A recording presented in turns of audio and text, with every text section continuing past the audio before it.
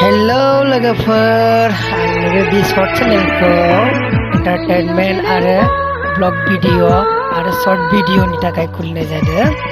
बेनिखायनो नोंथांमोना अन्नानै आंनि चेनेलखौ साबस्क्राइब खालामना हो, लोगोसे शेयर लाइक खालामनानै हो आरो खाथियाव थानाय बेल आइकनखौबो थुनानै हो। अब्लासो आं जेब्लानो भिडिअ हगारगोन अब्लानो नोंथांमोननि सिगाङाव नटिफिकेसना सिगांग्रो सौहैग्रोगोन। अब्ला माखौथो नायनानै थाखो, साबस्क्राइब खालामदो लोगोफोर अन्नानै प्लिज।